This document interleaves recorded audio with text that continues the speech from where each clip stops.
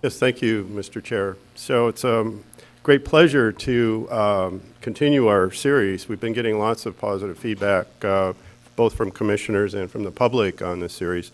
And today we're very pleased to have Kyle Gradinger, who's the Division Chief of Caltrans Division of Rail and Mass Transit, to sort of follow up on a presentation that he gave to you last fall on the state rail plan. Kyle did a great job of covering the state rail plan when he was here. I think it was October last year. But a lot of questions came out of that, and I've had some conversations with him, and I said, you know, it would be great if we could pull out some of the details of what the state rail plan means for the state of California and how that connects or could connect or affect your future decisions on this commission. And so he said, yeah, that would be a good thing to do. And there were some other things that sort of tied into the overall perspective of the rail plan. There's been a lot of questions about evolving technology in the rail industry, which there seems to be a very little knowledge about that, and particularly about the funding that's available now for rail programs in the state. So I did speak with Kyle yesterday, and he does walk his talk. He was riding the Capital Corridor train from Sacramento to get here, and then he rode the bus, the 17 Express to Santa Cruz, and then another bus here to Watsonville. So he's also an avid cyclist, but he is a great believer in better public transportation for everybody. And I think he comes with some great experience and ideas to share. So, Kyle, the floor is yours. Welcome. Thank you. Thank you, George. Thank you, commissioners. Thank you very much for the opportunity to return and speak again. Someday I'll get the memo and I'll dress down for Santa Cruz. It's very nice here. I can't help myself. Well, I would thank you for the introduction, George. I would mention that there was actually a fourth mode I took yesterday. I began my trip. I left my house on my bike with my wife and 2 young kids, and they decided since Dad was going out of town for a few days, they would hop on the bike with Mom, and we would go tour the mural arts program that's going on in Sacramento, take a look at a few murals, and then I would head to the train station. So bike to the train to San Jose, and then fantastic service on Santa Cruz Metro, the Route 17, and then the 69W last night, and then a nice walk down Main Street here in Watsonville, and here I am. It works. It's not as fast as a car at 2 in the morning, but it certainly beat dealing with traffic on a Thursday afternoon or Wednesday afternoon. And so we think there's an awful lot of opportunity in California to improve the situation on public transportation. It can get you where you want to go, but we think it can become the mode of choice. But that is going to come with a partnership with other modes as well, transit, rail, biking, walking, and other first and last mile solutions. So I'm going to try to keep it, well, I'm never good at keeping it brief. I'm going to give a quick recap of the state rail plan and try to dive into some of the issues that George mentioned, and hopefully you will have some questions. I know I will not touch on everything, even though I will talk a lot. A quick overview of the state rail plan. And first of all, I should clarify, I am the Assistant Division Chief for Rail and Mass Transportation. We have now a permanent Division Chief, and that is Darrah Wheeler. She was the Chief of Staff to Caltrans Director Malcolm Doherty. And I think that is a fantastic symbol of the importance that Caltrans is giving to rail and mass transportation now, that they have given us one of the best and brightest, and someone who is very critical in helping Malcolm Doherty do his job over the last several years at Caltrans. And I really enjoy working with her, and she shares in the vision that we have and that Deputy Secretary Chad Edison at California State Transportation Agency has. So a quick overview of the rail plan. We are still in the draft. The final version, I presented last November on the draft, which had just come out. The final version is really waiting, ready to go. We're just getting final talking points together, so I'm very hopeful that we'll have it out imminently. Not a whole lot has changed since then. Some of the details, the high-speed rail business plan came out early June, so we wanted to make sure that we were lining up nicely with what High-Speed Rail Authority is working on as well, and then some specifics about projects that have been evolving since the draft was released in November of last year. So what we're looking at is a 20-year vision or 22-year vision for rail in the state of California. We are going in a different direction than traditional state rail plans had gone in the past. They were very much an inventory of what rail lines are out there and maybe one or two projects. California, under the leadership of the State Transportation Agency, has taken a whole new approach and really grabbed the bull by the horns and said rail can solve a lot of the problems that we have in the state, and we want to really support it.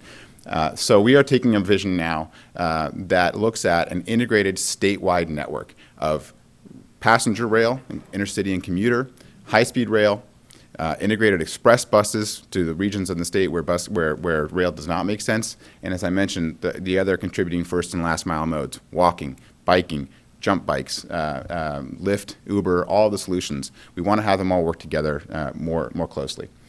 On the rail side and with the integrated express bus, what we're looking at is coordinated schedules, the idea of a regular pulsed service, repeating timetables. Every hour or every 30 minutes or more in major metropolitan areas, you will have a train running on a line. If you live in Aptos or if you live in Fresno, you know that if you show up at your local station at that time, 33 minutes past the hour or 3 minutes past the hour, there will be a train in the direction you'd like to go. And then down the road, that train meets with other services to connect you to the rest of the state at pulse hubs where the trains come into the station around the same point in time, transfers are quick, and you move on. And additionally, we really wanted to apply a customer focus to the vision in the state rail plan. This isn't about building projects. This is about providing a service that we want people to use. So we're really focusing on seamless first and last mile access. We're looking at integrated ticketing. The idea that yesterday I had to use 3 apps for information and ticket purchasing and then still cash fares to get on the bus. Is there an easier way to do this? Is there a one-stop shop like Uber provides now for their cars and their bikes, jump bike? Can we do this statewide? And so we talk about some strategies to do that as well. And the state rail plan creates a vision that is both auto and air competitive, that it can provide trips that are a potential replacement for long-distance statewide trips as well as local trips that would be driven every day. When we looked at the rail plan, at the ridership model and where we were headed in 2013 when the rail plan process began, what you see in this graphic on the right is the counties of California lined up roughly from north to south. You see the Bay Area, San Francisco, and the Caltrain corridor there in the middle, and then Metrolink and Los Angeles services in the south. What we saw was a vision of just sort of incremental growth and the link between Northern California and Southern California by the 2013 state and by 2040 in a business as usual scenario. We finally got 500 passengers a day, which is enough people to show a line on the map connecting the two San Francisco and Los Angeles regions. There is continued growth on the rail side, but we realize that there's a market potential for networked services, and we've been planning things corridor by corridor, not thinking about the entire system. And when we put it together and put together a network where we have those timed schedules and the services that are able to take you from A to B and then from B onto C, D, and E, and provide real options and real connections, that network can create far greater growth. And this is what the ridership looks like under the network vision that we modeled during the rail plan process. We go from about 120,000 trips a day on commuter and intercity rail, so that's San Joaquin's, Capital Corridors, Caltrain. It doesn't include Metrolink, BART, or light rail systems. But if you look at just commuter and intercity rail, that ridership grows from about 120,000 trips per day to 1.3 million trips per day. We are also looking at opportunities to drive down the cost for rail. If you look at rail around the world, the U.S. is traditionally a very high-price market, high-cost market, especially on the passenger rail side. The freights do a fantastic job moving goods, moving a ton of freight. But on the passenger side, we've been faced with very high operating costs. And we think that with changing federal rules and with opportunities to look at other approaches to delivering service and maintenance and things like that, and by just operating a more efficient timetable and network, we can drive down the costs to operate rail significantly. The cost per train mile, we think what it costs to carry one train 1 mile, crews, fuel, equipment, we think we can reduce down to by about 45%. Global international standards are around $20 per train mile. We think we can get it down from our 65 to the high 30s. And the cost per seat mile, we can drive down even farther. As the system grows, as the trains become more full, the cost of adding an additional rider is minimal. We have empty seats on trains, or we can add a coach to a train for a very low cost. And so the marginal cost of adding riders to a train is incredibly low. So the cost per seat mile drops down even more and becomes a much more efficient service. So this is jumping to the actual vision, to the maps. I'm sorry, the colors aren't showing up incredibly well on the screen here. I hope they're better on your computer monitors. But what we're looking at is 3 time frames. 2022 is the immediate time frame, 2027, the 10-year vision, and then 2040, the long-term vision in the rail plan. And we have drawn the maps. The colors indicate, unfortunately, I apologize to those in the room, the colors indicate the frequency of train service and how many times per hour service may operate and speed, a combination of the two. I'm sorry, I'm having a hard time describing that looking at this image. But basically, what we're looking at is services such as the Caltrans service on the San Francisco Peninsula operating at 15 minutes or better frequency throughout the day, and then other services such as the Capitol Corridor out to Sacramento and Auburn, up to 1 train per hour, San Joaquin's as well. And you see that in the expansions of service, you can see the Salinas extension, which was mentioned by a previous speaker, and the Smart Train corridor extending up to Windsor and down to Larkspur Ferry, which is a project I'll talk about in a moment. By 2027, we begin to see a bigger increase in the frequency of service, making it a much more available, making rail a much more viable and available option to passengers throughout the Northern California area, and some service restructuring. And then by 2040, you begin to see that high-speed rail has connected Gilroy to Madera through Pacheco, and that we now have a full Bay Area to Los Angeles high-speed rail system with a hub at Gilroy where a Monterey Bay rail network can plug in and provide access across the state, so that the Santa Cruz branch line would not just be a branch line for Santa Cruz County, but that it plugs into the statewide system and gives you a 35, 40-minute ride from Gilroy into 4th and King in San Francisco, or a 2-hour ride to Los Angeles with a cross-platform transfer in Gilroy. So that's a very quick synopsis of the vision. This is how, I believe I shared this last time I was here, but this is an example of how these pulse hub stations work. This is Switzerland is a country which has perfected this. Every day in a country of 7 million people, there are trains and buses throughout the country that run on a 30-minute headway, 30-minute interval. And the way that they do this is they've designed their infrastructure and their timetables so that trains and buses meet at the top and the bottom of the hour and bring people into the system and send them back out like gears in a machine. And this is a town called Wetzikon. It's about 45 minutes southeast of Zurich. It's in the metropolitan area. These are S-Bahn regional commuter trains, 3 or 4 lines converge in this small town of about 10,000 people. There's another dozen or so bus lines, which then fan out to small villages of 100 to 1,000 people or so. And every day, every half hour, Monday through Sunday, this cycle repeats itself. They introduced this system in 2001 across the entire nation. And this is a story where they wanted to build a high-speed rail line between Zurich and Geneva. Went to the voters with it in 1987, and the voters said, well, it's a country with a lot of rural residents. It's a federal system. They said it benefits the bankers in Zurich and the UN workers in Geneva. What does it do for the other 5 million people in Switzerland? We want service too. They went back to the drawing board, and they came up with this system that creates services that are reliable and dependable for every resident in the country, providing this network where you can tie in whether you're in a village of 10 in the Alps or whether you're in a metro area of 1 million. And that's what we're going to hopefully recreate in the state of California with these systems that tie in together and provide benefits across the state. So some of the outcomes that we're looking at with the 2040 vision in the state rail plan is we're looking at the opportunity to significantly reduce the CO2 emissions per passenger mile. And by significantly, I mean the graphic in the lower left, you see that we're cutting it by, I believe it's, I forgot the math, 100-fold or so, from around 175 grams per mile traveled down to around 5 or 10. We're looking heavily at opportunities to electrify or to use hybrid train technologies and looking at battery electric as well. And we also assume that cars will become cleaner over time, so we're giving credit on the highway side as well. We do hope that the current trend reverses.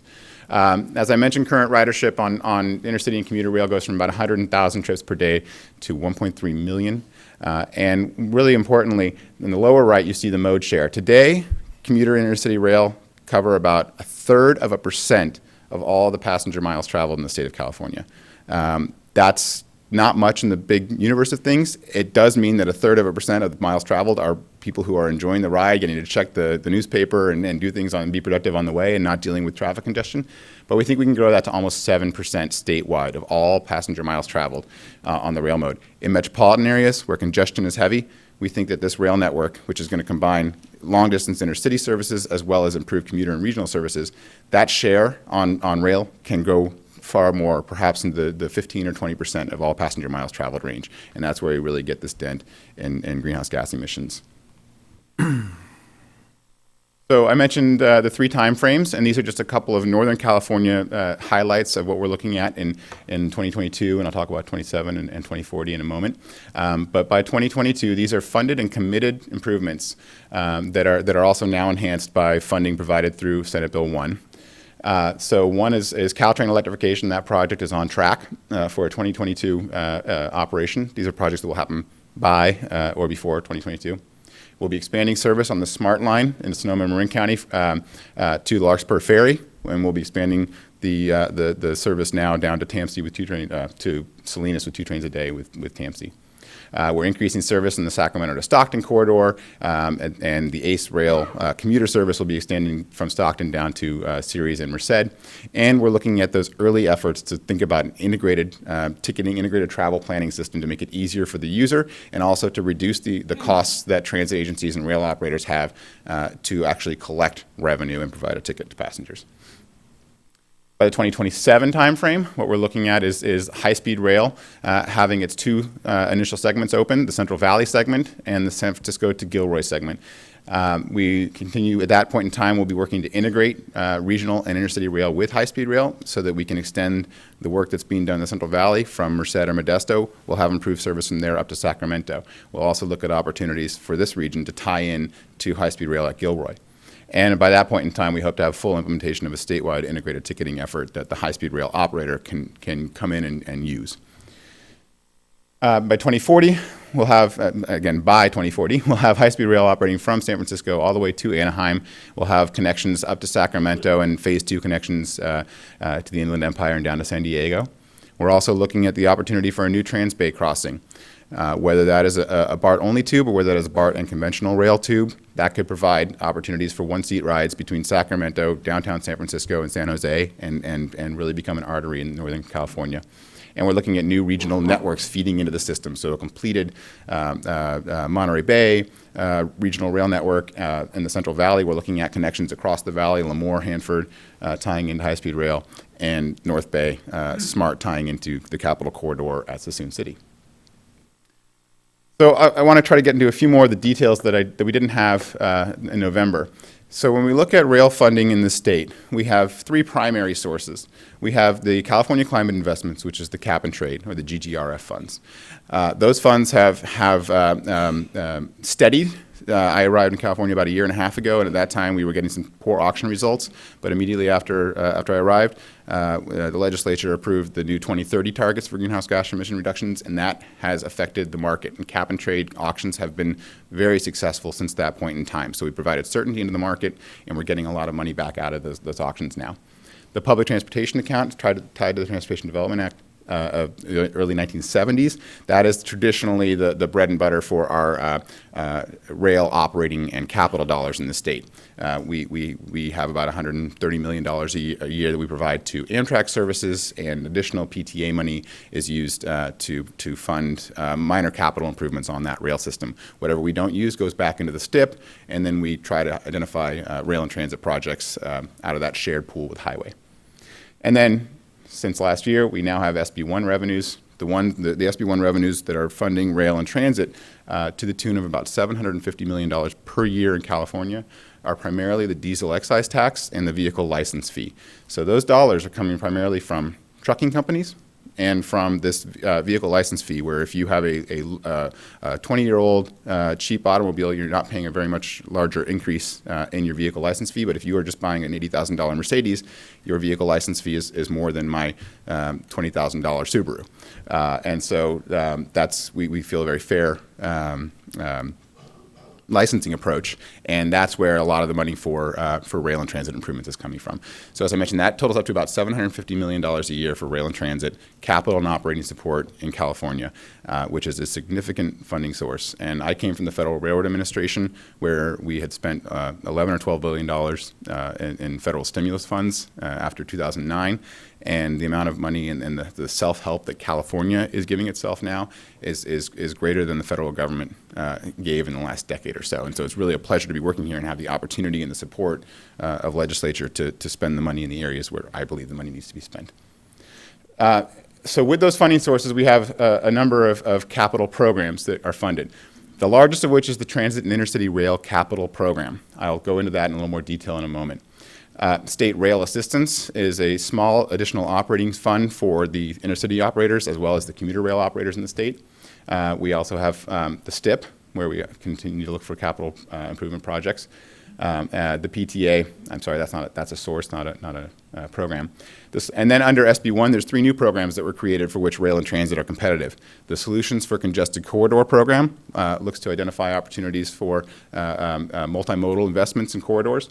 The Trade Corridor Enhancement Program can apply to rail, especially in areas where freight improvements could also benefit passenger rail, and Sustainable Communities Planning grants. So the Transit Intercity Rail Capital Program, I think of this as sort of the stimulus for rail in California. It is a program that was created to provide competitive grants for transformative capital investments that will improve the statewide network of rail and transit and reduce greenhouse gas emissions. Its primary goals are to, as I mentioned, reduce those greenhouse gas emissions and increase transit and rail ridership. We also want to improve network integration, create that statewide cohesive network, and improve transit safety. We also have secondary objectives to provide benefits to DACs, or disadvantaged communities, and provide geographic equity in the program. And we also want to provide benefits to freight movement. So we've had three funding rounds of TIRCP. The first 2 were funded solely with cap and trade revenues from those sort of unstable early auctions. And the third round was funded by the more stable cap and trade auctions and the new SB1 revenues. So in the first 2 years, we gave out about $600 million for projects. And in April of this year, we announced awards for over $4 billion worth of Transit Intercity Rail Capital Program projects. $2.7 billion is for projects in the first years, 1 through 5 of the program. We also have the ability to write a letter of no prejudice and fund longer-term projects in the 6 to 10-year time frame, the way that the federal government does with their full funding grant agreements. And so that way we were able to forecast revenues from greenhouse gas and SB1 and provide awards for over $4 billion worth of projects. This is an exciting program. This is the down payment. This isn't the down payment. This is a significant chunk moving toward the state rail plan vision and actually beginning implementation. In Northern we chose around 30 projects statewide, and in Northern California, this is just a sampling of the projects that we selected for TIRCP awards in Northern California. Funding the BART extension to San Jose, Trans-Bay Corridor core capacity so that the BART can run more trains through the tube. We funded additional EMUs, which are the new electric double-decker trains that Caltrans will be operating, a 101 express bus pilot with Samtrans, electric buses. Every single agency that came in for buses, we worked with the Air Resources Board, and we said, congratulations, you've won an award, but your diesel bus will now be an electric bus. So we're working with them now to roll out infrastructure deployment on the electric side. And that's going to be a big thing to tackle, but we're all going to be better for it if we figure this out and roll it out. We bought more light rail vehicles for San Francisco Muni. We funded the smart extensions to Larkspur Ferry and Windsor. We've also funded additional research into an east-west branch line, which I'll talk about in a moment. In the San Joaquin Joint Powers Authority, we funded their Valley Rail program to the tune of about $500 million to improve services between the Central Valley communities, Stockton, Modesto, Merced, Fresno, up to Sacramento, which we believe is not only a growing market, but a very strong market statewide. Solano Transportation Authority integrated ZEV, electric express buses in that corridor, where we'll be shifting the Capital Corridor onto a slightly different alignment through the Bay Area, which will shave about 10 minutes off the travel time between Oakland and San Jose. And then many of these awards included what we call a network integration component. It's a little bit of extra money that we've provided to make sure that the investments we're making are tying into the broader network. So that could be things like this integrated ticketing study that we're working on. It can be ensuring that where BART and Caltrain meet, that we have a cross-platform transfer, and that the opportunity to transfer is seamless for the user. So I'm going to dive into three of the projects that I think are very relevant in Northern California. The first is SMART. They have not had a normal day of operation. I know that I don't want to take any words out of the mouth of Farhad Mansourian, but they began, I believe, 3 or 4 weeks before the tragic fires last year in Santa Rosa. And who knows if their ridership model will ever have a real actual day to be tested upon, because they went straight into emergency operations and providing hospital evacuations, and then residents were displaced and moved north in the county, and now they have a tremendous park and ride demand at the north end that they never foresaw. But they've been resilient, and they provided a very important alternative to travel in the Sonoma Marin 101 corridor since they started. So we are continuing to help them expand that service down again to the Larkspur Ferry and up to Windsor.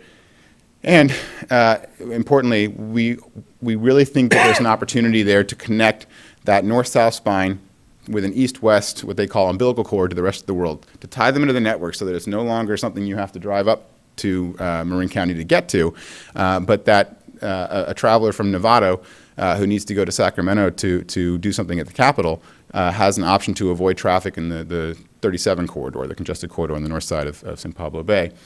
We think that there's an opportunity there to connect along an old rail line. It won't be a high-speed rail line by any means, but it provides a valid, reliable transportation option to get from Marin and Sonoma counties to Solano and onto Sacramento without having to be stuck in that chronic congestion in that corridor in an area where adding a lane is going to be next to impossible. So that's something we're very excited about supporting as well. The Salinas Rail Extension was mentioned. We had the groundbreaking last week. So that is an opportunity to tie Monterey County into the statewide system, eventually into high-speed rail. Initially, what we're looking at is funding 2 round trips per day, growing to 6 on the existing Union Pacific corridor. We're working with them now to hammer out how that's going to work.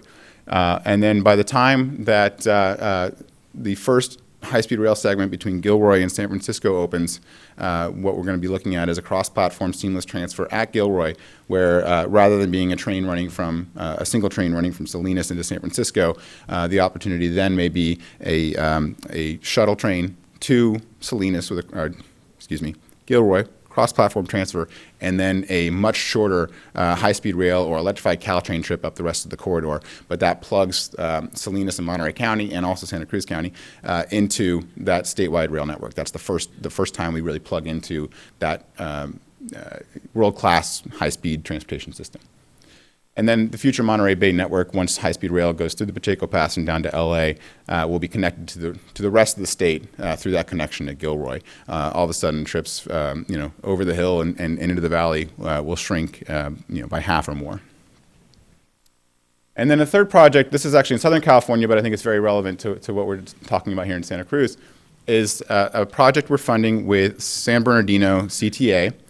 They're doing the Redlands Rail Project, also known as ARROW, to extend from, I believe it's San Bernardino Station to Redlands. It's a short 10-mile or so extension with a few stations, and they tie into the Metrolink commuter rail system at San Bernardino, where you can then head west into Los Angeles Union Station, and they're expanding it to a couple of great old walkable communities in the Redlands area. They purchased 3 of these vehicles. This is a Stadler. It's a Swiss manufacturer that's been incredibly successful in the last 15 years, is constructing a new plant in Salt Lake City, Utah.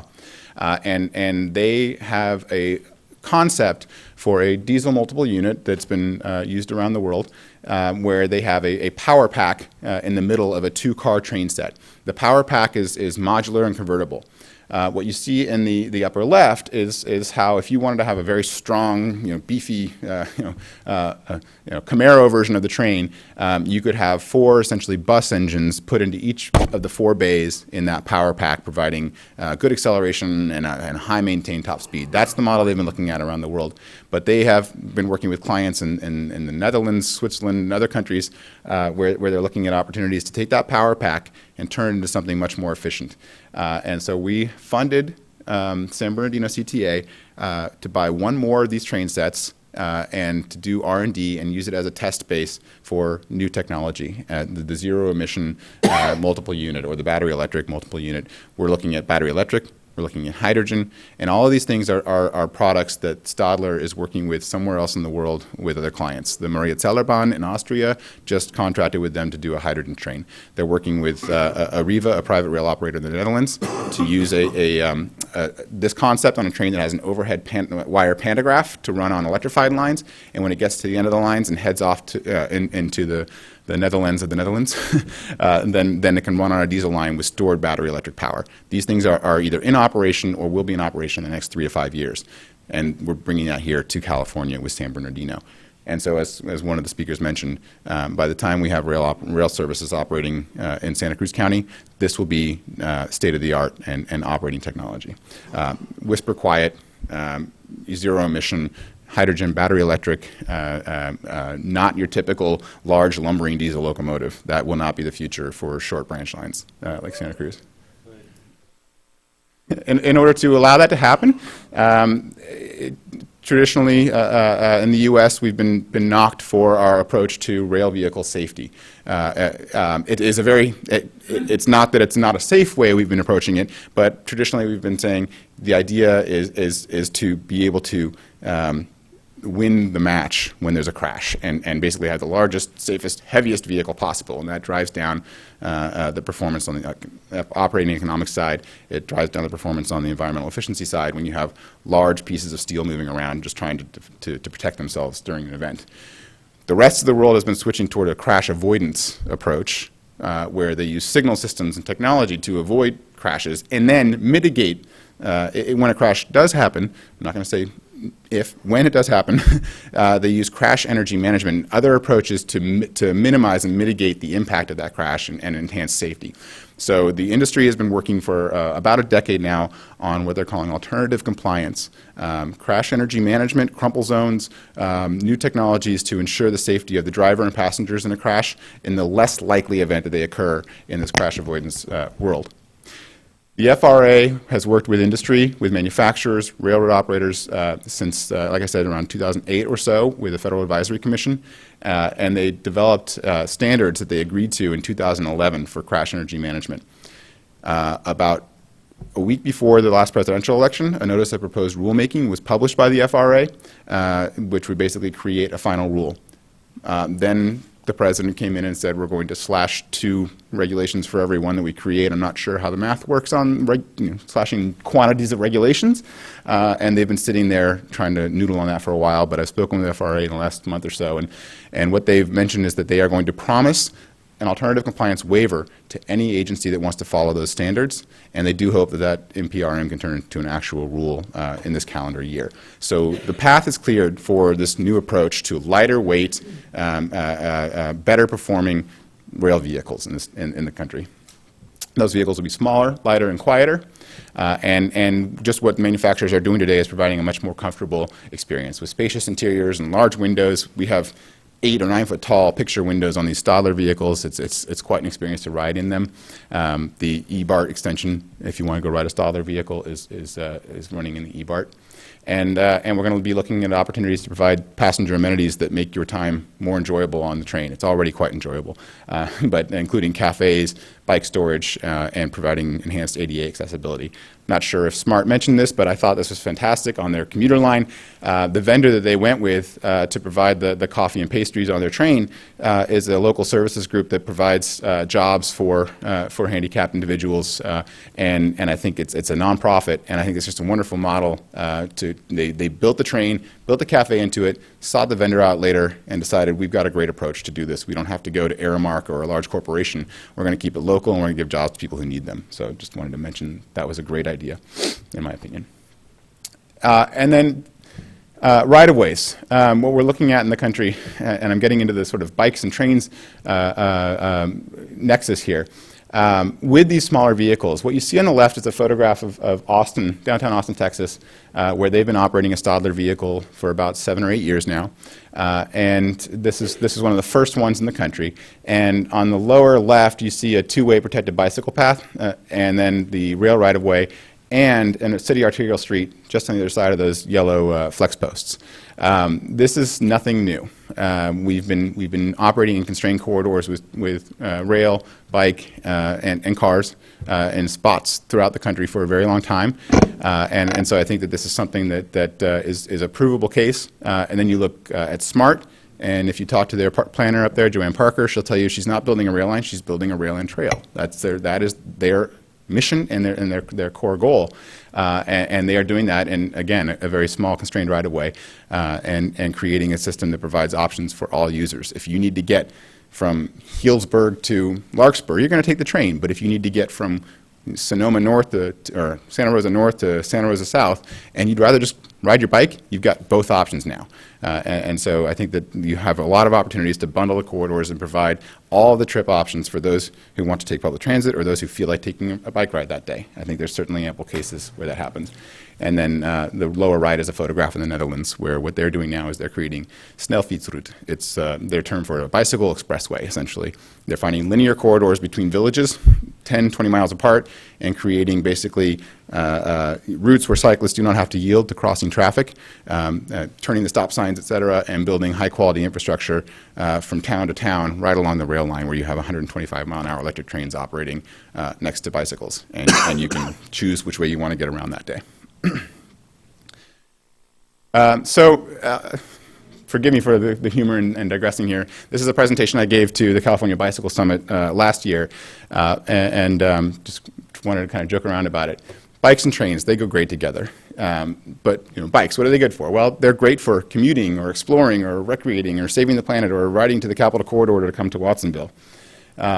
And trains, well, what are they good for? Commuting, exploring, bringing us to recreation, and saving the planet, little things like that as well. So they have a lot in common. But what do we need to improve how they come together? And I think there's a couple of things. I apologize for the animations. A few things. This is not an exhaustive list by any means, and these are my boys getting on the Capitol Corridor train in the upper right. We need a secure and sheltered place to store our bikes. We need to think about, and not just a road bike, not just a 15-pound carbon fiber road bike, but that 60-pound Dutch family bike with 2 seats on it that's a little bit taller than the handlebars on a road bike. We need a place to put those bikes, either on board the train or at the station, and be sure that when we come back, it's going to be there. We need improved first and last mile access. We need safe and welcoming infrastructure, 8 to 80 infrastructure. I mean, I say 2 to 90 infrastructure. My boys were on bikes at 6 months, and it's possible, but only when we have that safe infrastructure that makes a parent feel like this is a place where I can ride with my child. Bike sharing, that is something that is growing enormously. I was shocked to see the jump bikes are in Santa Cruz. They rolled out in Sacramento in April or May, and everyone in my office is, I have a coworker who walks in on heels and says, "I just rode to my mom's house for lunch. This thing is amazing." I never would have seen her on a bike in 100 years, and she's been riding it weekly to go visit her mother at lunchtime. And I think that that's just going to open the world to people using bikes. E-bikes, bikes that you can get with a click of a cell phone are really going to transform the way we get around. And then finally, rails with trails. This is not an either-or opposition. It is not a train or a bike. It can be a train and a bike. It can be a train next to a bike path. It can be a bike on a train. It comes together in a million ways. These are all possible. So where can we look for inspiration? Again, the Netherlands is the obvious choice. They have 1.2 million rail trips per day. We're talking about that in 2040 in California with 40 million residents. They do it with 20 million residents today. 40% of the passengers in the Netherlands reach their station by bike every day. Another 15% reach their final destination by bike. Either they're storing their own second bike at the station at the other end, or maybe they're using the railroad-owned bike share system, but they're using an awful lot of bikes. The state rail infrastructure provider manages today 520,000 bike parking spaces, and they're growing that to 600,000 by 2030. These are fantastic facilities. A small town with 1,000 covered bike parking spaces, or you've got a Rotterdam station with a 3-level subterranean ride-in, ride-out bike parking facility so that you can ride your bike, park it, walk up the steps to the train platform. And as I mentioned, they have this nationwide bike sharing system. If we applied those rates of bicycle use, bike-to-train use to California with our 2040 rail ridership goal, we'd have over 715,000 new bike trips to and from rail per day in 2040. And just think what that does to greenhouse gas emissions. And we also have better weather than the Netherlands. But you know, it's not just the Netherlands. We are doing great things here in California. Caltrans' explosive growth has been fueled by bike access. They have serious bike problems on board that they are writing special plans just to address those. The Capital Corridor has been pulling out all the stops to make sure that biking to the train is an easy decision. They now carry about 11 to 12% of their passengers arriving and departing by bike. That's getting to Dutch standards in a way. SMART's rail and trail concept, I think, is a model for other rail systems in California and nationwide. SB1 is also going to infuse $100 million into the active transportation program across the state every year. Those are opportunities. I think we should begin at rail stations, at the synergy of rail and bike.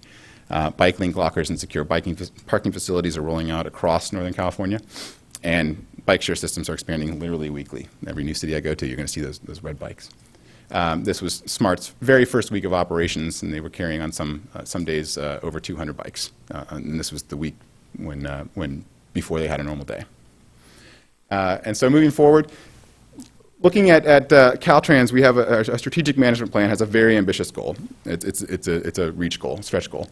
Triple, double, double. It's the idea of tripling transit and rail ridership.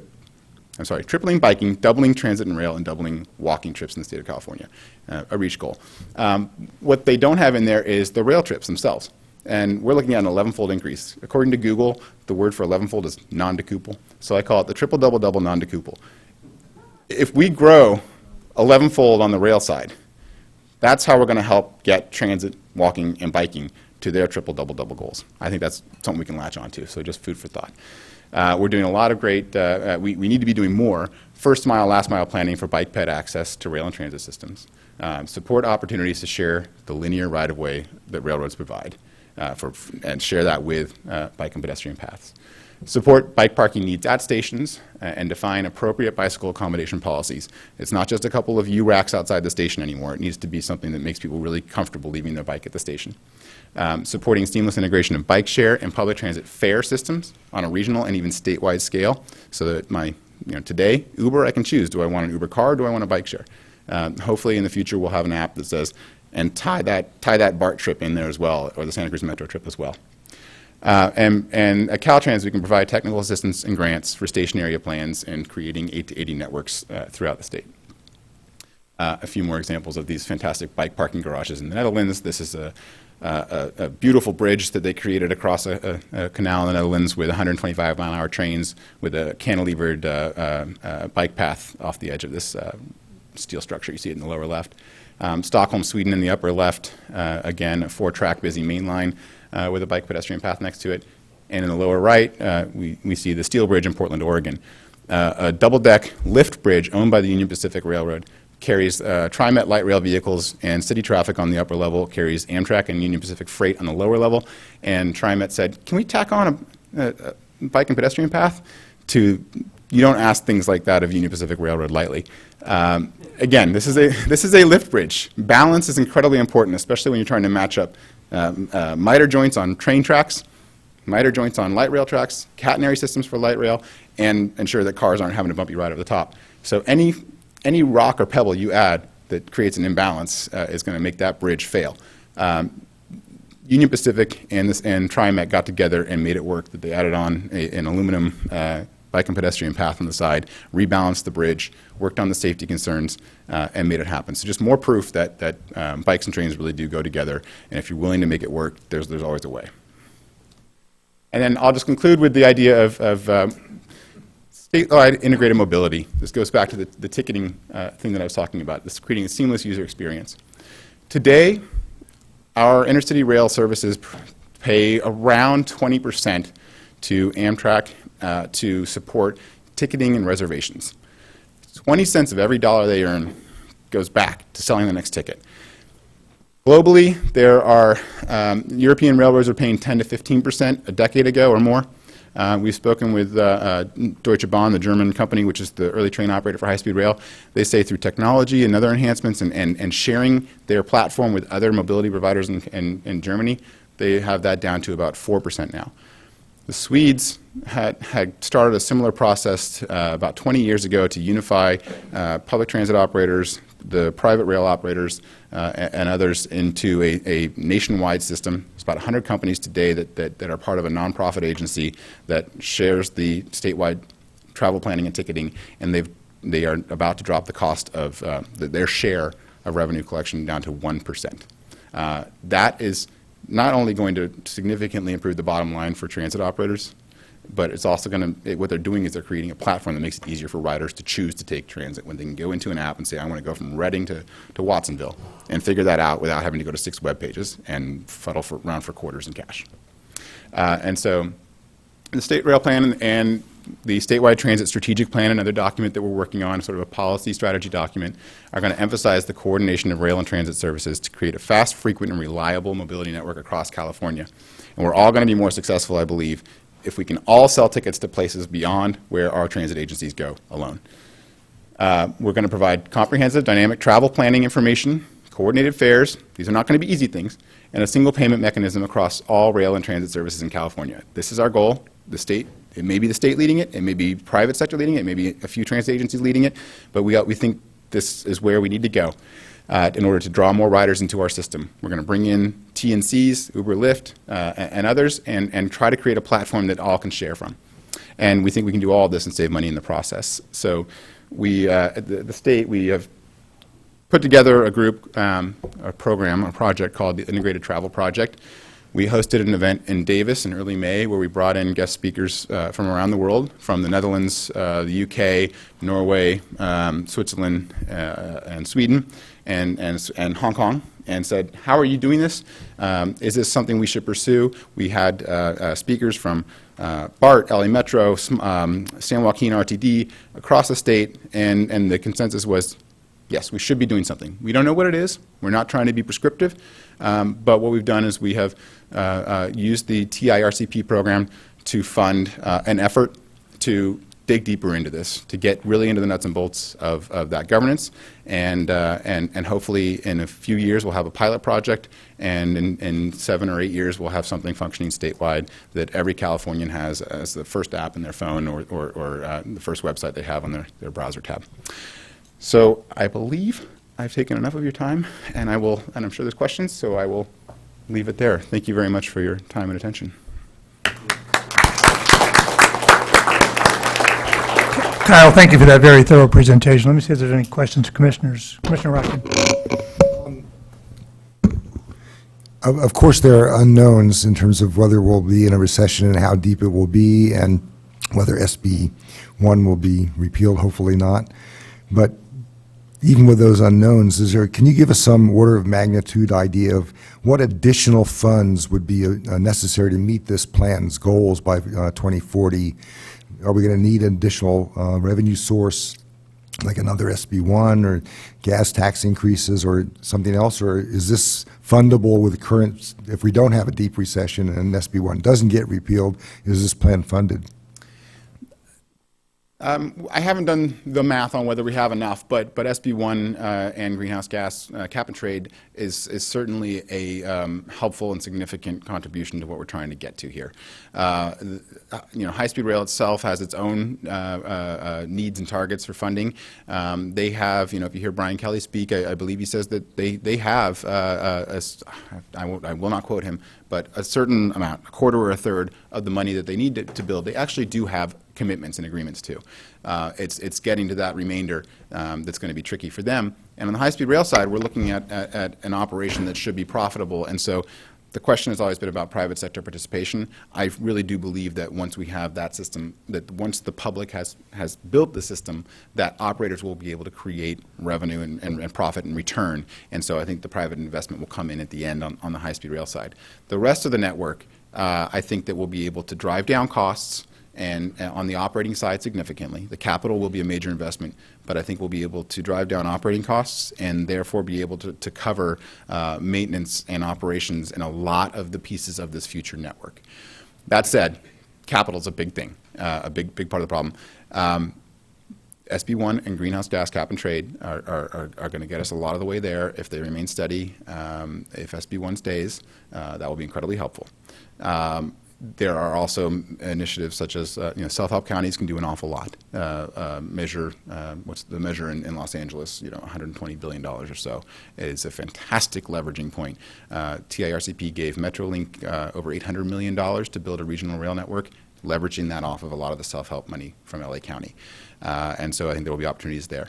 The federal government, I'm not going to say that there's ever a trend in the federal government, but this year, a lot of the federal rail money has been shaken loose. They're in a third round of capital funding right now, but that's $300 million to the entire country. And we have, through SB 1, $750 million for California alone. But that'll be helpful. And what we've done is we've created, through our own state funding, the opportunity to go in and leverage those federal dollars. The feds like to say, we want to see you leverage our money.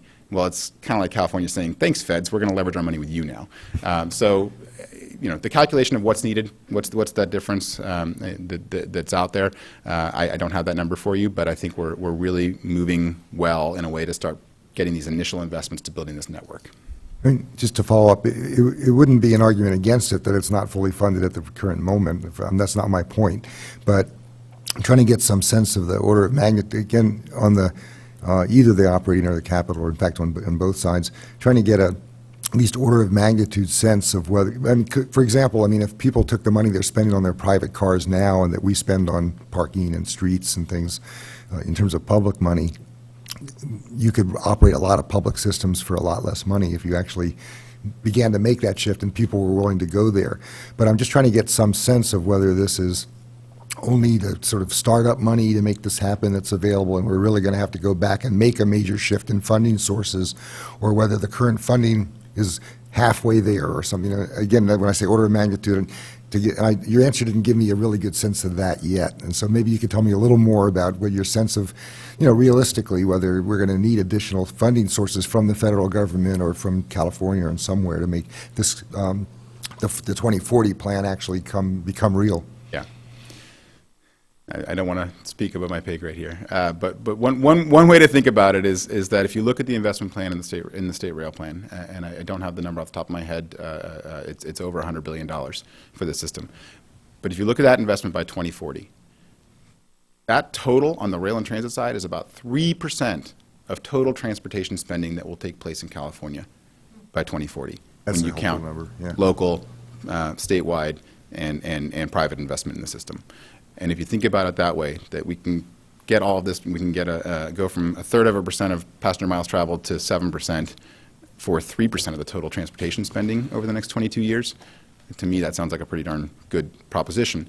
And so I'm hoping that, I think we need to be strong out of the gate. We need to deliver on these early projects. We need to start making improvements so that people begin to see the value of the projects and this seamless integration, so that we are bringing people onto the rail system. If it's not working, if we get out 5-10 years down the road and it's not getting the predicted ridership and revenue and mode shift that we're looking at, it's going to be a very hard sell to get that, the remaining 70% of it built. So I like that number. The 3% of total transportation spending is a pretty good number for those benefits, in my opinion. Thank you. Mr. Caput. Thank you. Yeah, thank you for your presentation. And one concern I have is, in general, is CO2 emissions and how it puts stress on all of our ecosystem and everything, and on us. And how do they measure tons? I probably could look that up, but anyway, you're here, so maybe you have the answer, or somebody has the answer. It says so many tons of CO2 emissions. Is that the actual particles that they're able to somehow calculate that, maybe through a filter, and then how much, if they put it all together, back together? I'm here, so I'll pass the buck. No. But right. That is certainly a question for the Air Resources Board. We work with them when we evaluate the TIRCP applications. It's a tailpipe emission calculation. So I'm not sure if that's what's coming out of the tailpipe or how it then interacts with other gases in the atmosphere. I did very poorly in physical sciences. But ARB has the calculations for and for then that. The big redwoods, they're probably, well, they are the biggest filters of CO2 in the world, actually. That, I don't know, Jack Nelson, maybe you got the, do you have the answer? I mean, I will say that the gas itself has a weight, and so that's what they're measuring, is how much the gas itself actually weighs. Even though, to your eye or something, you don't think, what's coming out the tailpipe is anything that you could weigh or measure. That's exactly what's being measured, is how much does that gas actually. Yeah, let's try not to go out to the audience for questions. We'll allow this one right here, but let's have an try to expert. get Commissioner We questions. have Go an ahead, expert Mr. Nelson. So Commissioner Caput, and just very briefly, there are carbon dioxide molecules zipping around in a gaseous state in this room right now. We're all breathing them in and out. And so those are atoms and molecules that actually have mass. So a volume of gas has a weight to it. So that's the weight we're talking about. So for instance, if you get in an average emissions car in the United States right now, you drive 1 mile, you've emitted 1 pound of carbon dioxide. Another way to think of it that concerns me, it's like rolling down your window every mile and throwing out a bag of garbage, except for this stays in the atmosphere and drives global warming. Okay, thank you. Thank you for that short consensus. Thank you very much. So knowing that now, the calculations for TIRCP, we do have many factors, but we calculate the emissions reduction per dollar spent, and that's how we then evaluate the awarded projects. Commissioner Leopold. Thank you, Chair. Thank you, Mr. Gradinger, for your presentation. You packed a lot in a short period of time, and I appreciate your personal commitment as well. It's good to serve as a role model, and I know I've taken the bus to the train and the train up to Sacramento quite a bit. I've never come all the way down here to Watsonville, but maybe I'll have to add that onto my Extra credit. trip. So there were a lot of good information that you shared with us, and I won't get to all of it because I'm sure we could spend all day talking about it. You talked about the future of reducing cost per mile and the trends with that. Beyond just more people using it, is there any other thing that you think is driving that? There's a number of factors. Top of my head is just these more efficient rail vehicles. The gold standard being, perhaps a battery electric ZEMU. But we're making progress now with the new Charger locomotives, which we're putting into service across the state with San Joaquin's Capital Corridor and next week in LA. Those are Tier 4 diesel locomotives with a lower fuel burn. We're working with Capital Corridors, working on a renewable diesel program, and so they're able to hedge fuel costs, and so there's reduced fuel consumption savings there. Life cycle costs for maintenance of these new vehicles, designed and engineered, with quality. We're hoping we can reduce the life cycle maintenance costs significantly on these new locomotives. On the operating side, there are a number of things that we can be doing to reduce costs. Traditionally in the United States, the contractor is Amtrak. Amtrak is a great partner. We are also looking at opportunities to find other operators. There are many out there who would like to run these services. That happens a lot on the commuter rail side. Caltrain has a very successful, has been reducing costs and providing great service significantly with a private contractor. Altamont Commuter Express has been doing that as well. So there's opportunities to look at who your contractor is and what your cost to provide that service is. We're also in a situation nationwide with Amtrak where today, again, our intercity operations are provided by Amtrak.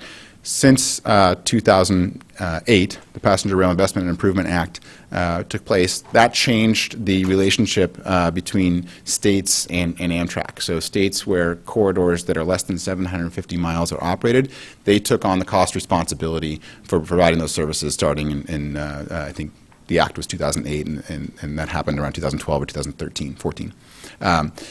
We now have line item costs in our contract from Amtrak for everything on the train. Onboard Wi-Fi, coffee service, conductors per car, things like that. We know a lot more about where the costs are coming from, and so the JPAs and those who are directly operating the service can work with the state to identify opportunities to reduce those costs. So there's onboard, there's operational costs, there are equipment costs, and then as we get to this sort of future state where we're just operating more efficiently, where we don't have trains running from one end of the line to the other and laying over for 8 hours.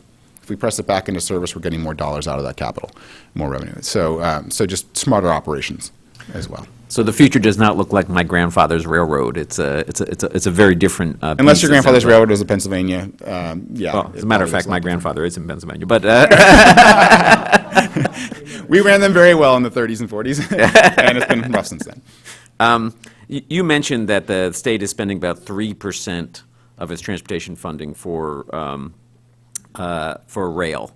And although that sounds like a small number, you've pointed out that it's hundreds of millions of dollars. In these rail funding programs that you talked about, are there going to be planning funds, capital funds, funding for the nice Swedish, I think it was Swedish, not Switzerland, Swedish? I always get them confused. When the bus trains work together. I mean, that seems to be critical. But will the state funding programs help support those kind of activities? Yes. First of all, on the 3% number, that is the projected capital cost for delivering this rail vision. We think that cost is about 3% of all the capital dollars that we spent till 2040. I don't know the number of what percent of the state transportation budget today is going into rail. I don't know if that's less or more than 3%. Just want to clarify that.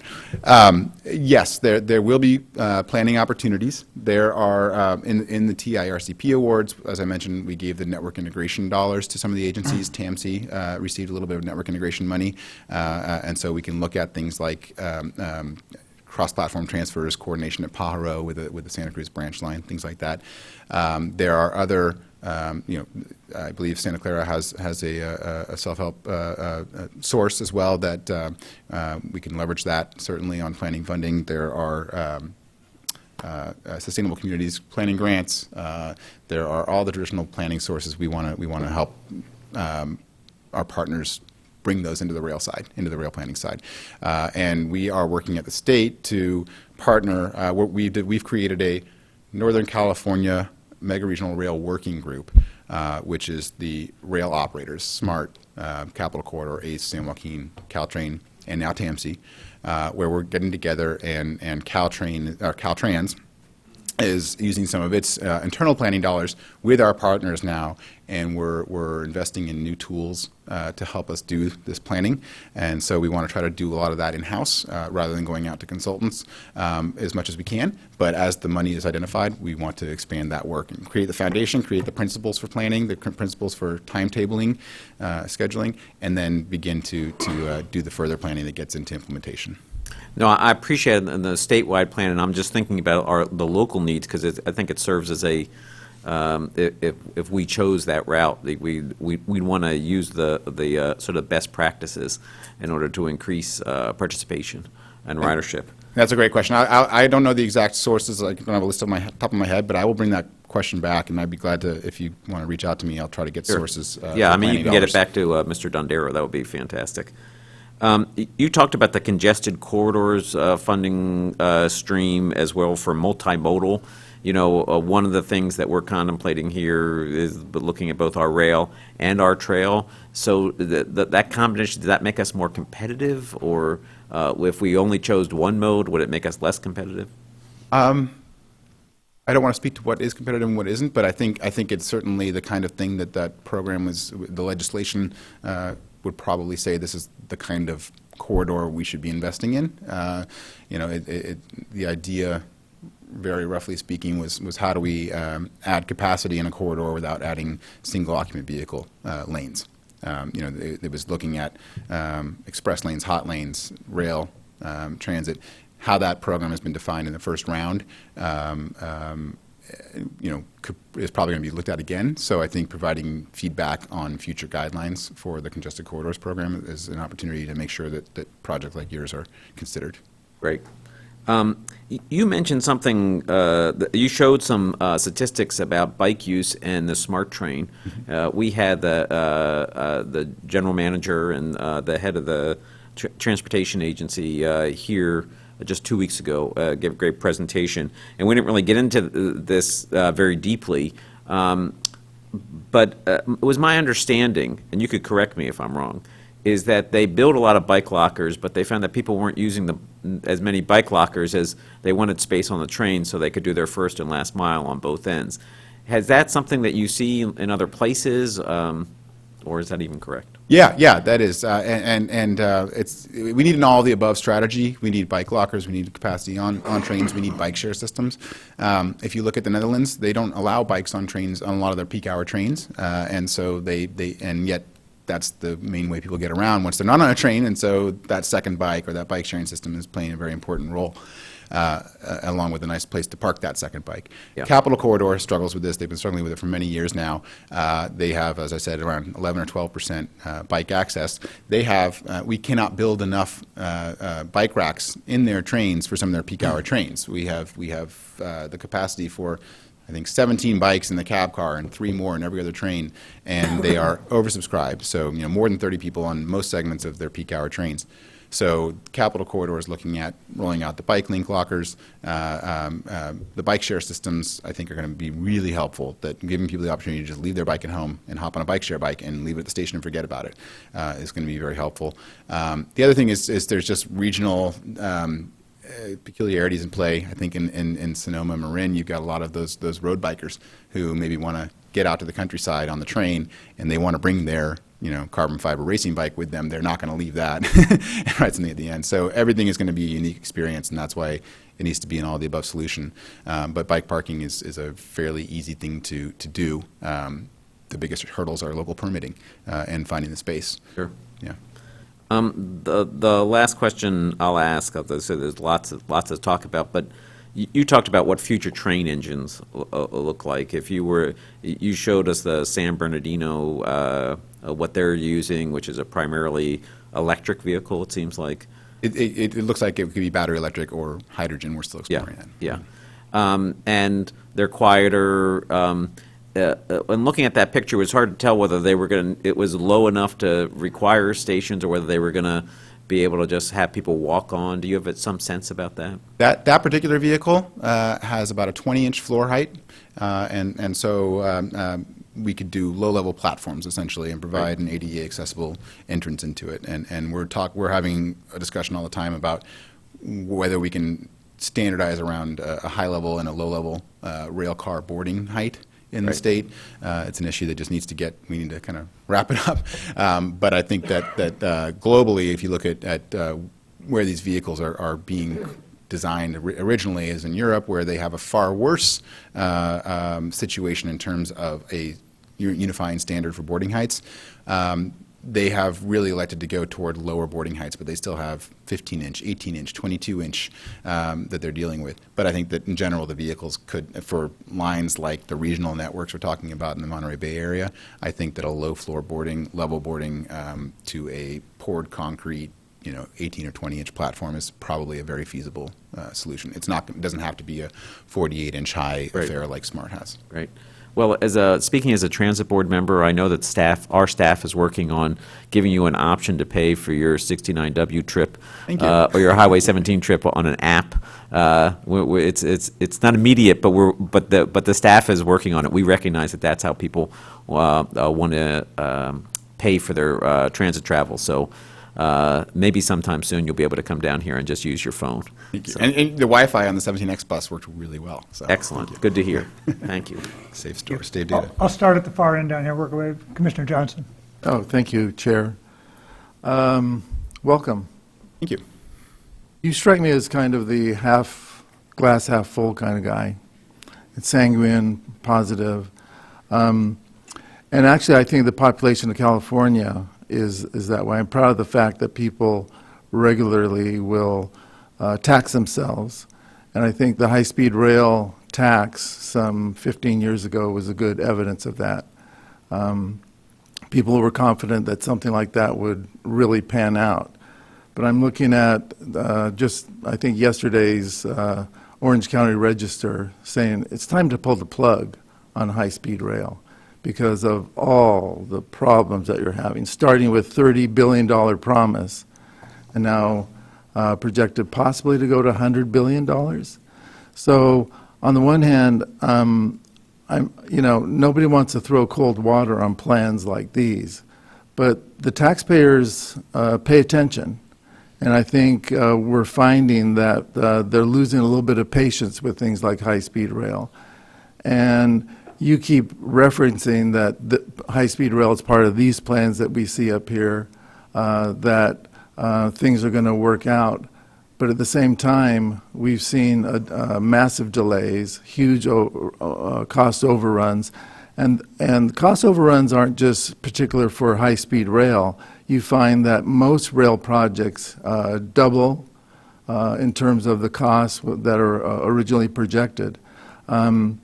You talk about, rail offers reliability and convenience, but that's not quite true in some ways, okay? You got here, and I'm not bringing it up, but you did say that you got here via rail, bus, and whatever. To get here in a car probably would have taken you 2.5 hours. How long did it take for you to get here using all those modes? Was it 5 or 6? Almost 5, yeah. Yeah, Yep. okay. So even though in this room right here, people talk about all the benefits of how great it is to bike, how great it is to take trains and buses and so forth, people vote with their feet and with their cars and with their transportation modality. And most people say, it isn't convenient enough for me to change my method of transportation. So I just want to, on the one hand, I think places like BART, Caltrans, I forget the name of the train that goes from, say, in the San Diego corridor, which is filled and does a terrific job. There are plenty of places where transportation with rail works beautifully, and investment to those populated corridors should be really, really expanded. But I notice most of your examples use places like Switzerland, that has 15,000 square miles, not 165,000 like we have in California, with a population density that is 4, 5, 6 times more than we have in California. So on the one hand, your presentation, impressive, I like it.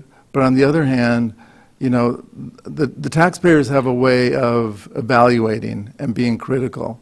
And I would caution you just not to throw out things that eventually will fly in the face of what the taxpayers' expectations are and what the deliverables are. I mean, that was your word, the deliverables. Unless we, quote, deliver, then we're going to lose credibility. And high-speed rail, the bullet train, has lost a lot of credibility. But some people are just hanging on tenaciously, and I'm not going to put words in your mouth, but you sound like one of them, that we're going to hold on to this high-speed rail thing when editorial boards, taxpayers, I think even Lieutenant Governor Newsom has kind of backed off, saying, I don't know if I support this, much like he didn't support the Trans-Bay Center that got built. So, again, I don't want to throw cold water on, but I think the taxpayers have to be represented, and I'm just throwing that out there. Thank you. No, I appreciate all of that, and you're right. Like I said, we do need to show the benefits of what we're doing, and we need to show that we're changing the dynamic of how we deliver the rail system and what service we deliver, and we have to do that quickly, or we will run out of political capital to do that. And I think one of the things that's interesting is we talk about private investment. Well, I think we're getting to the point now in California where we are having Network Rail from England, SBB, the Swiss rail operator, Deutsche Bahn's consulting group. They are growing their presence in California because I think that they see the opportunity to do what they've done here, and they know that there's a role for them to play. So I think that even if it hasn't happened yet, laying out the vision, saying that this is where we want to go, is attracting the attention of those who have done it. And I think that by combining their expertise and experience with our willingness is our best chance to get it done. It may not happen. It very certainly could not happen. But the alternative is something that, congested roadways that cannot be expanded will only get worse. And so I think the rail plan really focuses on, high-speed rail is the spine, that will tie together a lot of the benefits. But the state rail plan really looks at these regional networks that are going to help people every day. And I think that is something that we have to invest in, or we will hit a wall. I mean, we've hit the wall in congestion. But I agree. It's not a guarantee. We've got to do it differently than we've done it in the past if we want to be successful. Thank you. Commissioner Chase. Yeah, I just want to thank you for your presentation. It was great when you were here last time. I think your enthusiasm is really real and important and necessary, because this is exciting, what we're talking about. I think one of the things that's sort of related to the points that Commissioner Johnson made is are being constrained around the development of technology, because while there's really great things on the horizon, for instance, those of us who are on the Metro board, we are waiting excruciatingly long for what we're very excited about, which are electric buses. But we can only go as fast as the buses are being developed. And the development of that changes all the time. I personally am leasing an electric vehicle because I know that the batteries in electric vehicles are changing as we speak. And in a couple of years, when that lease is up, I'll get a different electric vehicle that's even better and goes farther and more energy efficient. So I think that has to be really talked about too, because that is one of the challenges to the exciting parts of the multimodal system you just outlined, is the costs and benefits of a very rapidly changing technology, which also changes the cost of that, and then also the infrastructure. And so I'm not sure that everybody fully appreciates the complexity of that when we're talking about such combining all these different modes and making them work within existing infrastructure that doesn't really support that. So there's my comments.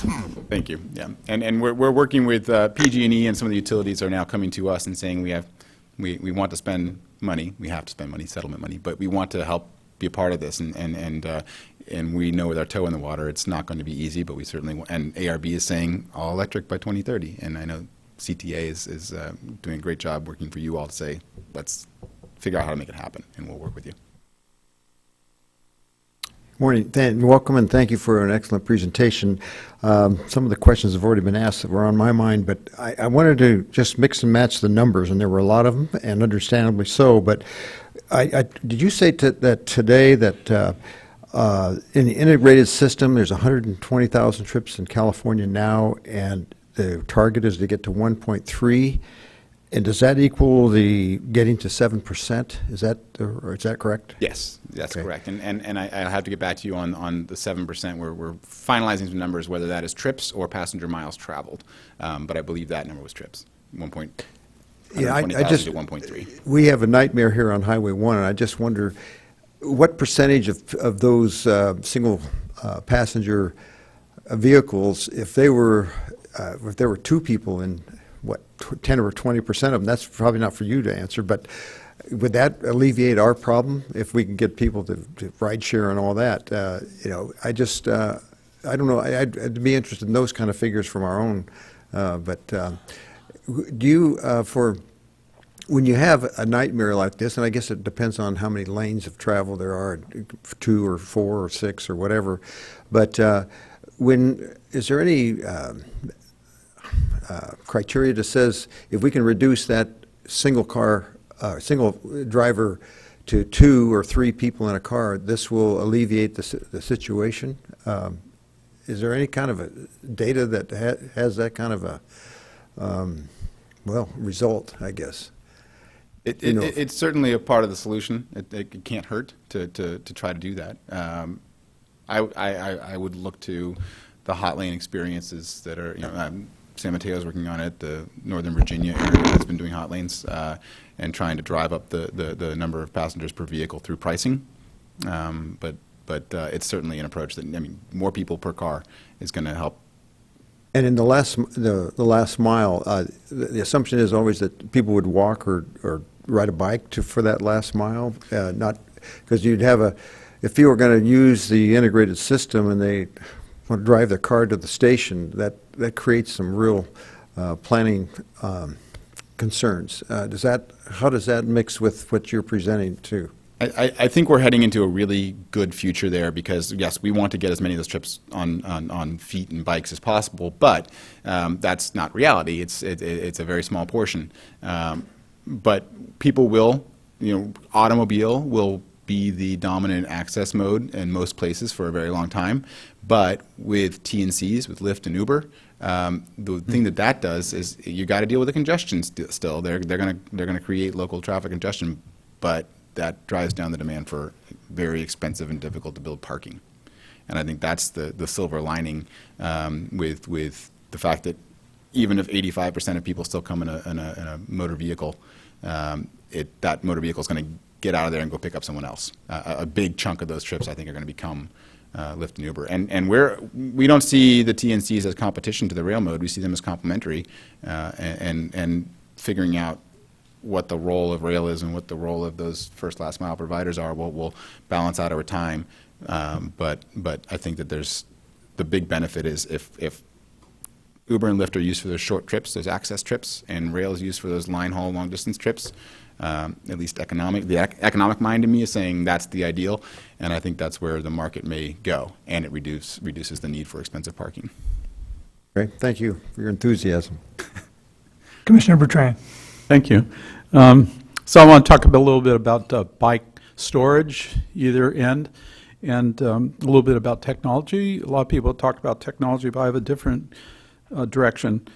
So I commuted on the SB from San Francisco to Silicon Valley for multiple years, and it took me about a year to get a bike storage thing. So I took my car to the station, 4th and Townsend, and then I had to walk. Many of my passengers would actually talk about joining together to get a junky car in Sunnyvale, and then that's how they got to work.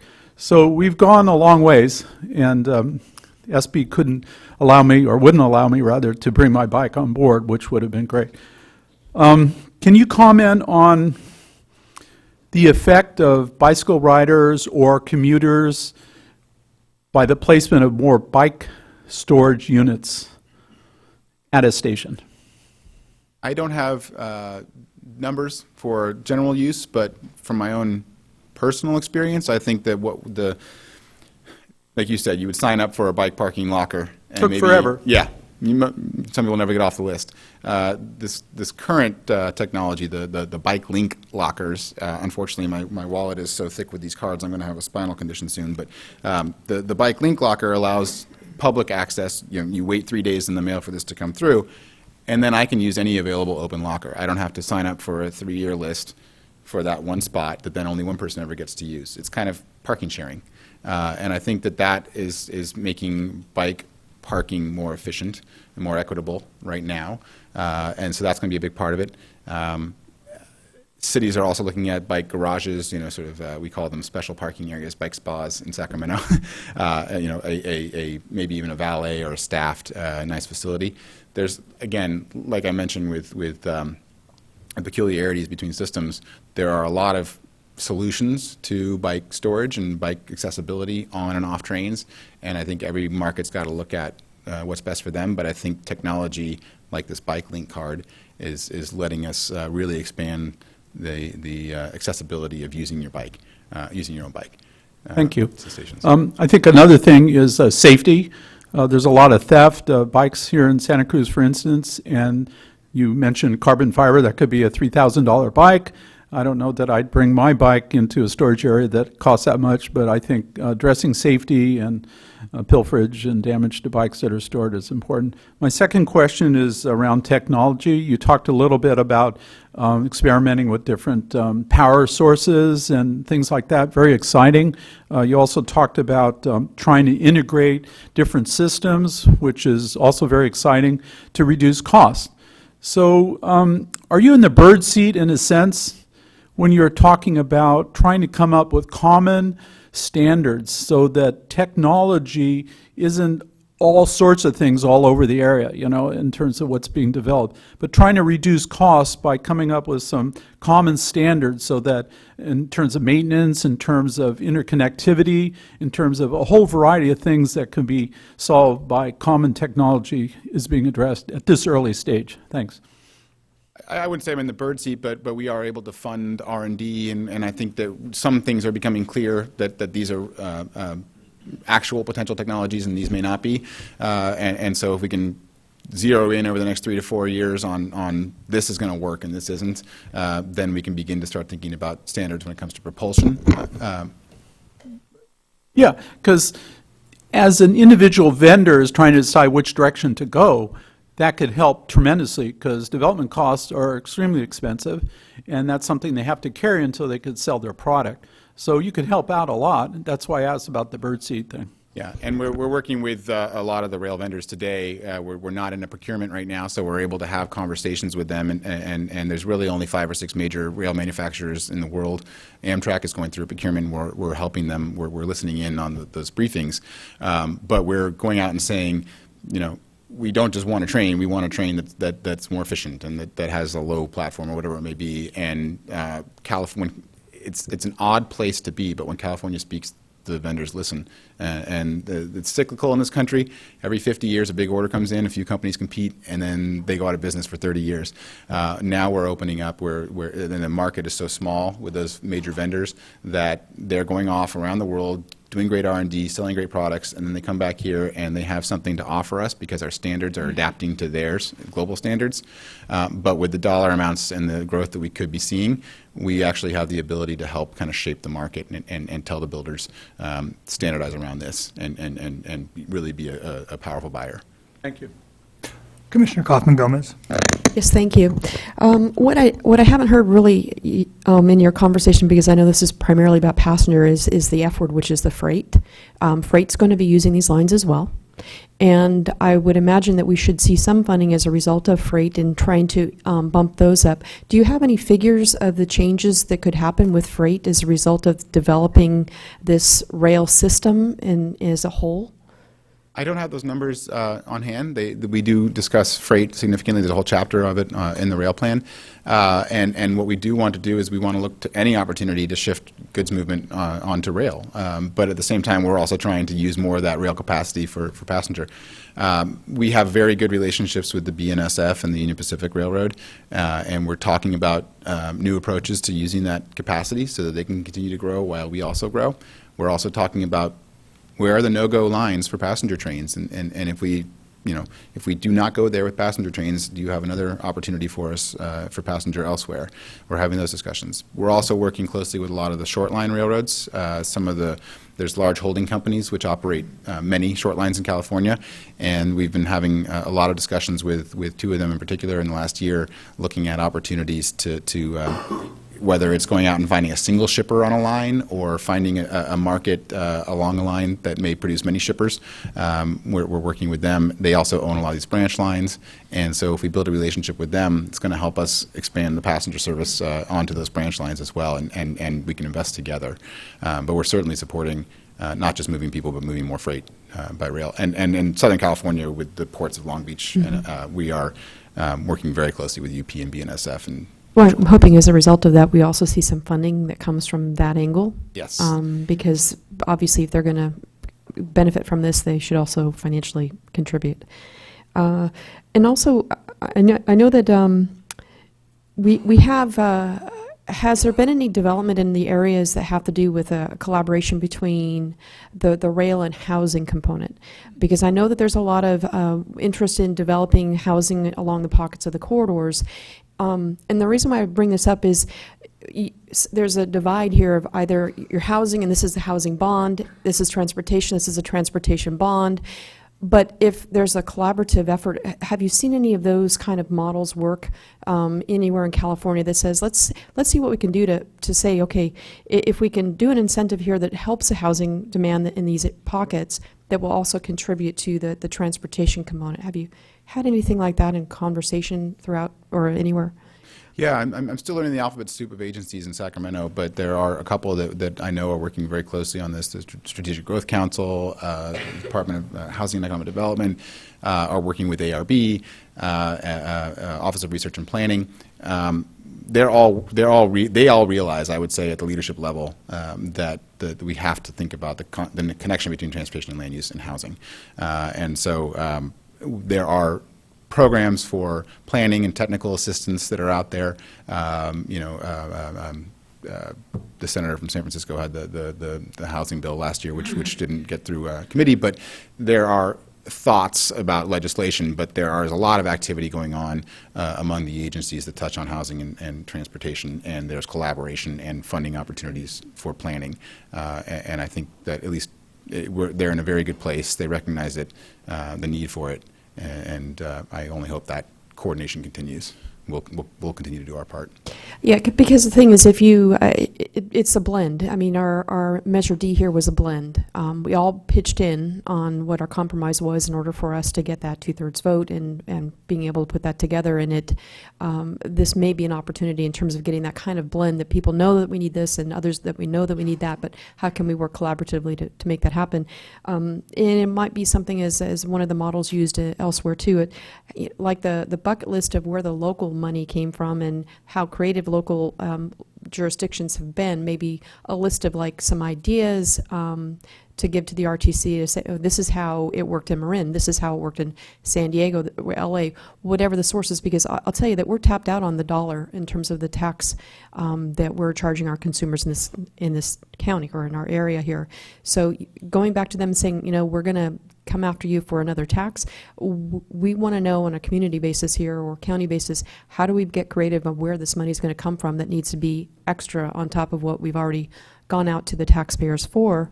We're going to have to figure that out, and I know that there's some answers that are out there, and it would be helpful for us to see some of that's happened elsewhere for them to come up with that last matching amount of money that's needed for these projects.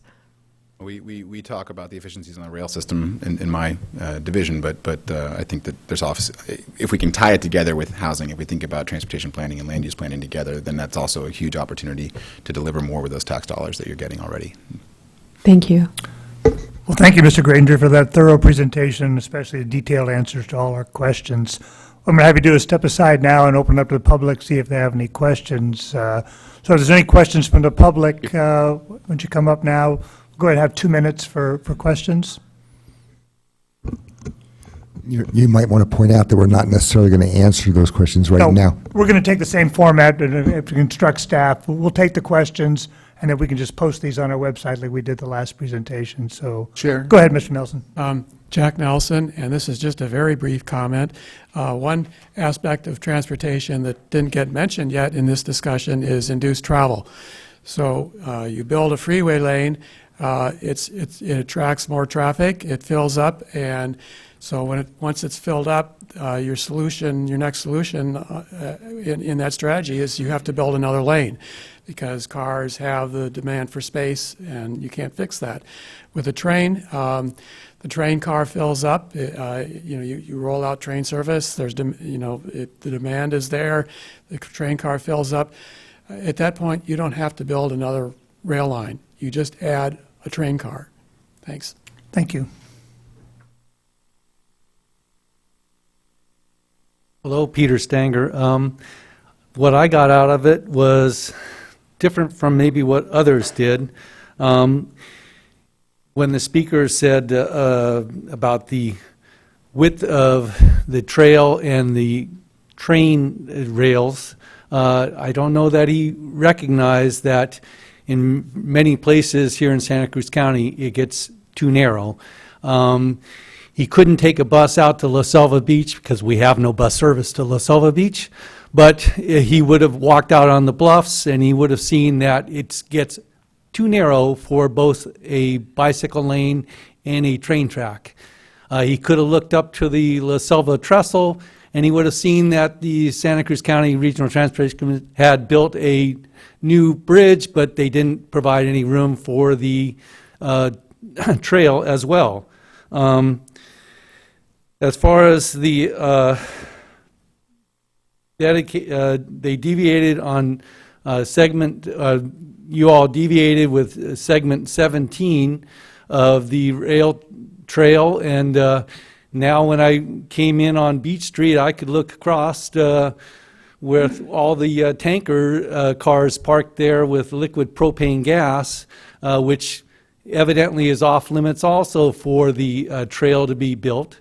And then when you think about the Capitola trestle, your idea has, well, the original proposal was to just dump everybody off the train track trail and have them go through Capitola Village. So I really have to wonder about where we're going with the Regional Transportation Commission. Also, what you could do is the bullet train comes down from Caltrain, and it comes to the station in Derridin at 1 o'clock, 1:05, but the Highway 17 bus leaves at 1 o'clock, so it gives us a 45-minute wait. Thank you.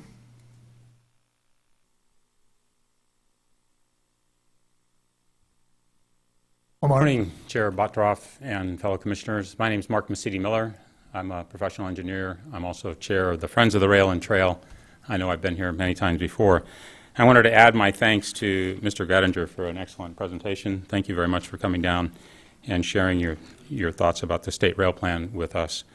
I had a couple of questions. One was that it looked to me like Santa Cruz County was an integral part of the state rail plan, but that time frame was 2040, and I'm wondering, how do we get Santa Cruz County to be part of that state rail plan by 2030? What do we have to do to accelerate our participation in this statewide integrated rail system? I like the idea of being able to get to LA in 2 hours. That's like 45 minutes to San Francisco. So how do we accelerate? Second, I was pleased to see that there's money available for planning. It seems to me like that would be money well spent, would be to start planning how we're going to integrate our local branch line into the state rail network, and sooner would be better. So since that money's available for those purposes, we ought to get after it. Third, Ms. Kaufman-Gomez brought up the idea of creative financing, and I think that's in the forefront of everyone's mind. Housing is a clear need in our community. Transit is a clear need in our community, and maybe this is an opportunity for us to bind those together in a way that benefits all of us. So some creative thinking around that. Maybe there's some planning money that can be spent there. And I'm glad Mr. Sanger brought up the La Selva Trestle Bridge, because I wanted to remind you that that might be a possibility to cantilever a rail trail off of that bridge like we're doing in Santa Cruz right now, or like you're doing in Santa Cruz right now, at substantial cost savings. Thank you. Thank you.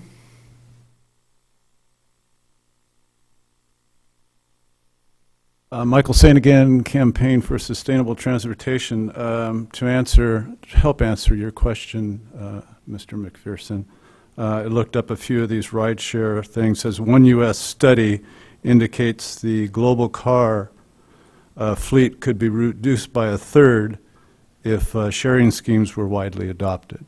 And to give you some specific numbers, it says car sharing schemes, whether point-to-point or free-floating, also lead to reduced car ownership, with studies indicating 5 to 15 cars are replaced for each shared car added to a shared car fleet. So if you go between 5 and 15, 10 cars could be replaced just with one car share. So those are the basics. I wanted to ask one question. This gentleman, excellent presentation.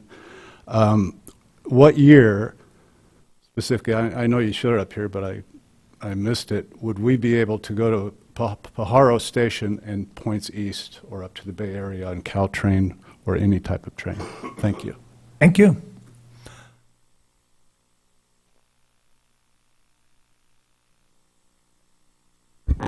Hi, Brett Garrett.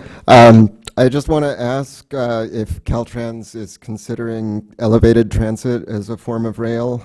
I strongly encourage doing so. In particular, looking at the SkyTrans system that expects to attain 200 miles an hour.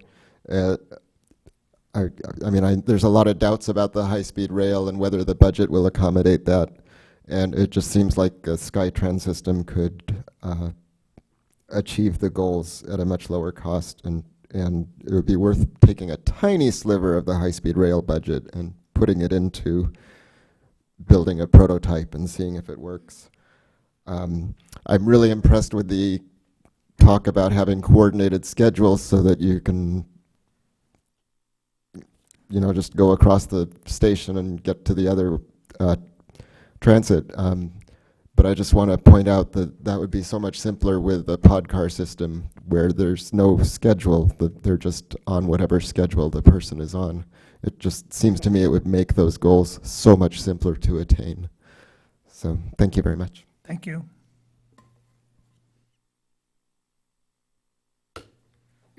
Good morning, Yannicka Strauss with Bike Santa Cruz County. Connecting to the state rail system and the state in general via transit, it would be a transformative opportunity for our community, both in sustainability, our economy, and accessibility. We currently, to go down south, you need to take the Greyhound, and that is, not convenient or accessible for people. The jump bike success in Santa Cruz right now shows how successful a first last mile, or that there is a first last mile solution right here in our community already. I really appreciate Mr. Gradinger's spending time today on the cohesion of bikes and trains. The average trip distance for a cyclist is 3 miles. To live a car-free or car-light life, we need to have a long-distance option. He said, if you're willing to make it work, there's always a way. We need to lean into the future and catch up with the world's transportation innovation and continue to explore passenger rail in Santa Cruz County. Thank you. Thank you.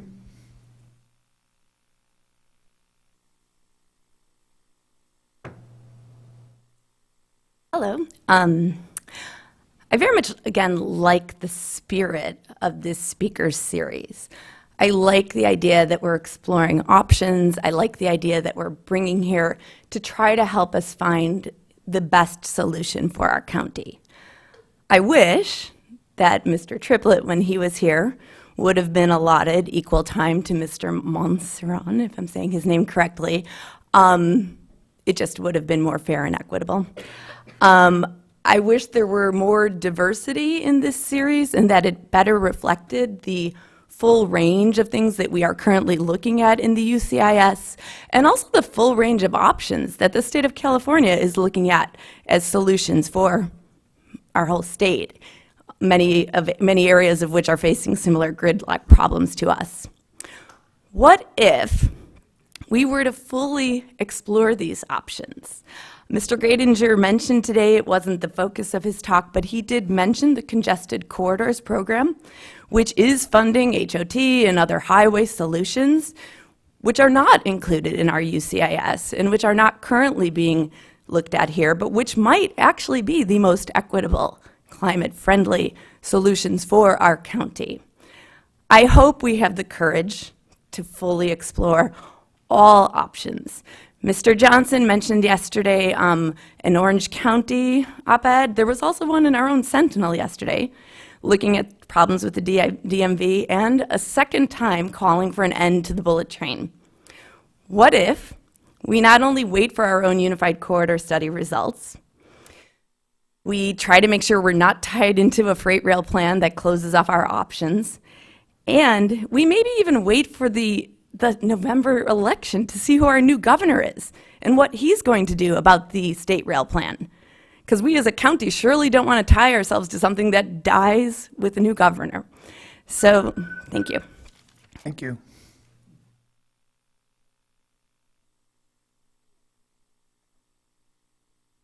I sure thank Kyle for the presentation, and it's very exciting to me.